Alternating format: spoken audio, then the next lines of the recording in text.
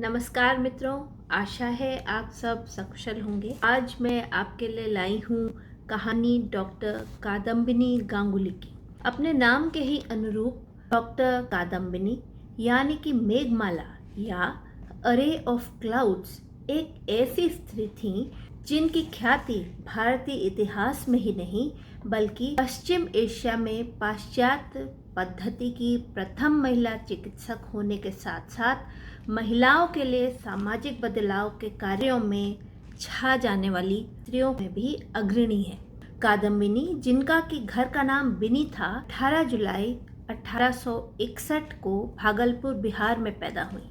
उनकी माता कनक देवी थी तथा पिता ब्रिज किशोर बासु ब्रह्म समाज के अग्रणी कार्यकर्ता व भारत के प्रथम स्त्री उत्थान संगठन भागलपुर महिला समिति के सह संस्थापक थे।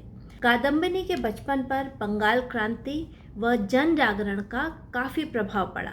स्कूल में हेडमास्टर उनके पिता ने अपनी पुत्री की शिक्षा को प्रोत्साहित किया और कादम्बिनी ने बंग महिला विद्यालय और बेथुन कॉलेज से प्रारंभिक शिक्षा अंग्रेजी में प्राप्त की। जिस जमाने में भारत में स्त्रियों को रसोई घर तथा प्रजनन तक ही सीमित रखा जाता था और बंगाल के उच्च वर्ग में भी स्त्री शिक्षा का न के बराबर प्रचार था, उस जमाने में 1878 में कादम्बिनी कैलकाटा यूनिवर्सिटी की एंट्रेंस परीक्षा देकर पास होने वाली और फिर 1880 में चंद्रमुखी बासु के साथ पूरे ब्रिटिश साम्राज्य में फर्स्ट आर्ट्स उपाधि पाने वाली प्रथम महिला बनी। चंद्रमुखी और उनको 1883 में ग्रेजुएट की उपाधि मिली। उनकी सफलता के कारण ही बेथुन कॉलेज ने 1883 में फर्स्ट आर्ट्स फिर ग्रेजुएट कोर्सेज आरंभ किए। अपनी शिक्षा में उन्नति के साथ साथ कादम्बिनी अन्य महिलाओं को भी शिक्षा की ओर प्रोत्साहित करती रहती थी। स्नातक होते ही 22 वर्ष की कादम्बिनी ने समकालीन रिवाजों को तोड़ते रहने की कड़ी में स्वयं से 17 वर्ष अधिक उम्र के विधुर व अपने पूर्व शिक्षक द्वारकानाथ गांगुली से विवाह कर लिया। द्वारकानाथ बंग महिला समाज में शिक्षक थे और स्त्रियों के सशक्तिकरण के लिए कार्यरत ब्रह्म समाज के प्रमुख कार्यकर्ताओं में से एक थे।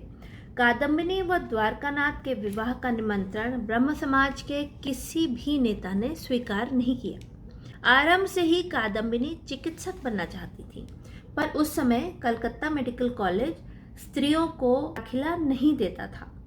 द्वारकानाथ के अथक प्रयासों व कानूनी भय दिखाने पर ही कादम्बिनी को 1884 में कैलकाटा मेडिकल कॉलेज में न केवल दाखिला मिला बल्कि सरकार की ओर से 2 वर्षों तक प्रतिमाह 20 रुपए की स्कॉलरशिप भी मिली। बंगाल का भद्र समाज कादम्बिनी और द्वारकानाथ के इस निर्णय के विरुद्ध थे। उनको लगता था कि ग्रेजुएट होने के बाद तो कादम्बिनी पढ़ाई लिखाई छोड़ ही देंगी, पर दाखिला पाने के बाद भी कादम्बिनी की मुश्किलें खत्म नहीं हुई।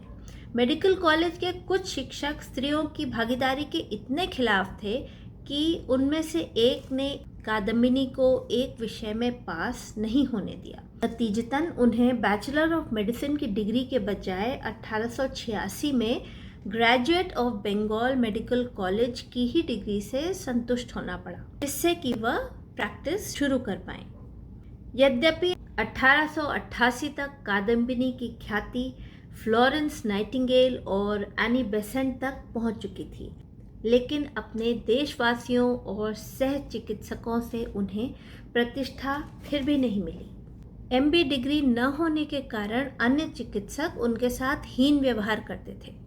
यहाँ तक कि कई उच्च वर्गीय मरीज भी उन्हें किसी मिडवाइफ या दाई से अधिक कुछ नहीं मानते थे। इसीलिए अपार मानसिक शक्ति की धनी कादम्बिनी ने पति के प्रोत्साहन, अपने रिश्तेदार मनमोहन घोष जो कि लंदन में प्रतिष्ठित बैरिस्टर थे की सहायता से वह अपनी बहन को अपने बच्चों की देखरेख सौंपकर उच्च शिक्षा के लिए इंग्लैंड जाने का फैसला किया। क्या आप कल्पना भी कर सकते हैं मित्रों, ये सन 1893 था।